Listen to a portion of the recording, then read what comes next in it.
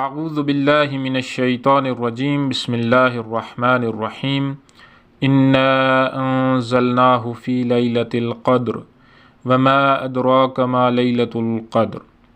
محترم ناظرین، اعمال شب قدر بیان کرنے سے پہلے آپ کی خدمت میں شب قدر کی عظمت اور منزلت کے بارے میں پیغمبر گرامی اسلام کی ایک حدیث بیان کیے دیتے ہیں۔ پیغمبر اکرم نے فرمایا کہ حضرت موسیٰ کلیم اللہ نے اپنی ایک مناجات میں عرض کیا، خدایا مجھے تیری قربت مطلوب ہے۔ آواز آئی، میرا تقرب اس کے لیے ہے جو شب قدر بیدار رہے، جو شب قدر جاگتا رہے۔ پھر عرض کیا، خدایا مجھے صراط سے گزرنے کا اجازت نامہ چاہیے۔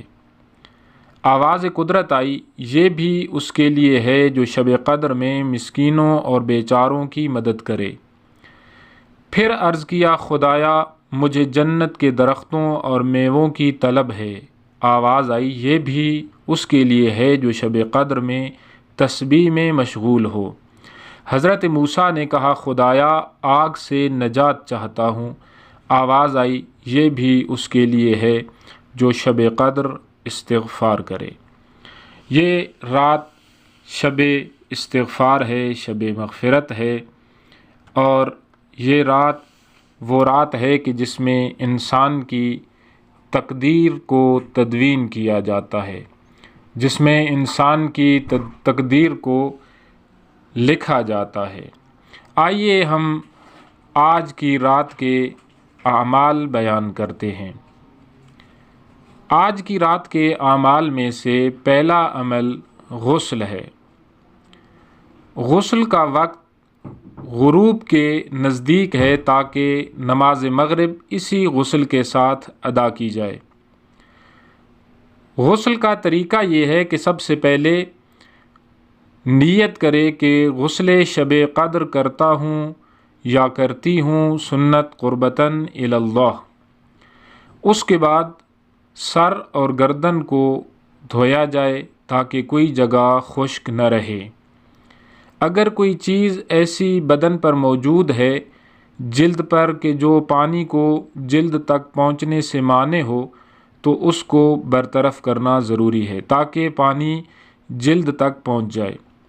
سر اور گردن کو دھونے کے بعد بدن کی دائیں جانب کو دھویا جائے اور اس طرح دھویا جائے کہ کوئی جگہ خشک نہ رہے۔ اس کے بعد اسی طرح بدن کی بائیں جانب کو دھویا جائے اور اس میں بھی کوئی جگہ خشک نہ رہے۔ شب قدر کے اعمال میں سے دوسرا عمل 2 رکعت نماز نافلہ شب قدر ہے۔ یہ نافلہ پڑھنے کا طریقہ یہ ہے کہ پہلے نیت کی جائے، 2 رکعت نماز نافلہ شب قدر ادا کرتا ہوں یا ادا کرتی ہوں سنت قربتاً الی اللہ۔ اس کے بعد نماز صبح کی طرح 2 رکعت نماز ادا کرے کہ اس میں ہر رکعت میں الحمد کے بعد 7 مرتبہ سورہ توحید یعنی قل ھو اللہ پڑھے۔ جب نماز ختم ہو جائے تو اس کے بعد 70 مرتبہ استغفر اللہ و اتوب الیہ یہ ذکر پڑھے۔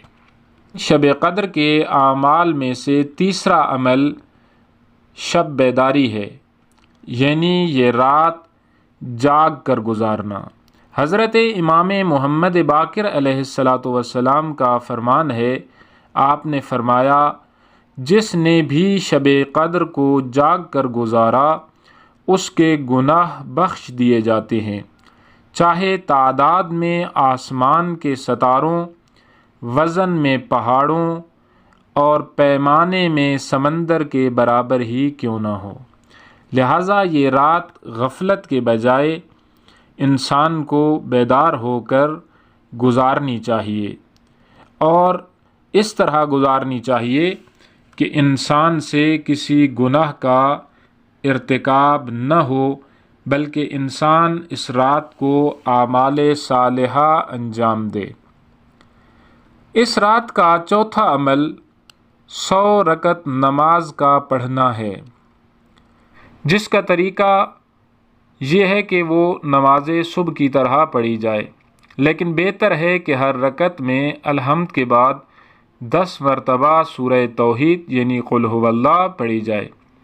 البتہ اگر کسی کے ذمہ قضا نمازیں ہیں تو وہ اپنی قضا نمازیں ادا کرے۔ شب قدر کے اعمال میں سے 5واں عمل دعاؤں کا پڑھنا ہے۔ ائمہ طاہرین علیہم السلام سے بہت ساری دعائیں اس رات کے متعلق نقل ہوئی ہیں، جن میں خاص طور پر دعائے جوشن کبیر پڑھنے کی تاکید کی گئی ہے۔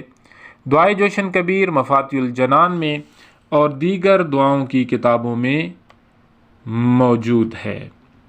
شب قدر کے اعمال میں سے 6واں عمل زیارت امام حسین علیہ السلام ہے۔ امام صادق علیہ السلام سے روایت ہے، جیسے شب قدر آتی ہے، منادی 7ویں آسمان سے عرش الہی کے پیچھے سے صدا دیتا ہے، جو بھی امام حسین کی زیارت کے لیے آتا ہے خدا نے اسے بخش دیا ہے۔ محترم ناظرین، جو خوش نصیب افراد کربلائے معلیٰ میں موجود ہیں وہ اس سعادت کو حاصل کر سکتے ہیں، لیکن جو افراد وہاں پر موجود نہیں ہیں یا وہاں پر نہیں جا سکتے کسی بھی وجہ سے، تو وہ اپنے دلوں کو کربلا لے جائیں اور زیارت امام حسین پڑھیں۔ 7واں عمل شب قدر کے اعمال میں سے قرآن مجید کو کھول کر سامنے رکھ کر یہ دعا پڑھنا: اللہم انی اسألک بکتابک المنزل، خدایا میں تجھ سے درخواست کرتا ہوں تیری نازل شدہ کتاب کا واسطہ دے کر، وما فیہ، اور جو کچھ اس میں ہے، وما فیہ اسمک الاکبر، اور اس میں تیرا عظیم نام ہے، واسماؤک الحسنی، اور تیرے نیک نام ہیں، وما یخاف ویرجا، اور جس سے خوف کیا جاتا ہے اور امید لگائی جاتی ہے، ان تجعلنی من اتقائک من النار، کہ تو مجھ کو جہنم کی آگ سے آزاد کر دے۔ یہ دعا قرآن مجید کو کھول کر اپنے سامنے رکھ کر پڑھنی ہے۔ اس کے بعد قرآن مجید کو اپنے سر پر رکھ کر اللہ رب العزت کو واسطہ دینا۔ اس میں سب سے پہلے اللہ کی بارگاہ میں خضوع و خشوع کے ساتھ یہ دعا پڑھی جائے: اللہم بحق ھذا القرآن، خدایا اس قرآن کے حق کا واسطہ، وبحق من ارسلتہ بہ، اور اس ذات کے حق کا واسطہ جس کو تو نے بھیجا ہے، وبحق کل مؤمن مدحتہ فیہ، اور ہر مومن کے حق کا واسطہ جس کی تو نے اس کتاب میں مدحت کی ہے، تعریف کی ہے۔ فلا احد اعرف بحقک منک، اور تیرے حق کے واسطے سے ان کے اوپر کوئی تجھ سے زیادہ تیرے حق کا پہچاننے والا نہیں ہے۔ اس کے بعد 10 مرتبہ کہے گا بک یا اللہ، بک یا اللہ، بک یا اللہ۔ پھر 10 مرتبہ 14 معصومین علیہم السلام میں سے ہر ایک کا نام لے کر ان کا اللہ کی ذات کو واسطہ دے گا: بے محمد، بے محمد۔ اسی طرح 10 مرتبہ بعلی، بعلی، اسی طرح بفاطمۃ، بفاطمۃ، اور امام زمانہ کے نام پر کھڑا ہو کر 10 مرتبہ کہے گا بالحجت، بالحجہ۔ اور اس کے بعد جو انسان کی دعا ہے اور جو تمنا ہے، جو خواہشات ہیں، وہ اپنے رب کی بارگاہ میں اس کے سامنے رکھے اور اس سے دعا کرے۔ کچھ اعمال ایسے ہیں جو 19 ماہ رمضان کی رات کے ساتھ خاص ہیں۔ یہ رات آپ جانتے ہیں کہ امیر المومنین کی ضربت کی رات ہے۔ اس رات کو صبح کے وقت ابن ملجم نامی ملعون نے امیر المومنین کو شہید کرنے کی غرض سے آپ کے سر اقدس پر ضرب لگائی۔ 19 ماہ مبارک رمضان کے خاص اعمال میں سے ایک 100 مرتبہ استغفار پڑھنا ہے، اس طرح کہ استغفر اللہ ربی و اتوب الیہ۔ اس کے بعد 100 مرتبہ امیر المؤمنین کے قاتلوں پر لعنت کرنی ہے، اس طرح اللہم لعن قتلۃ امیر المؤمنین۔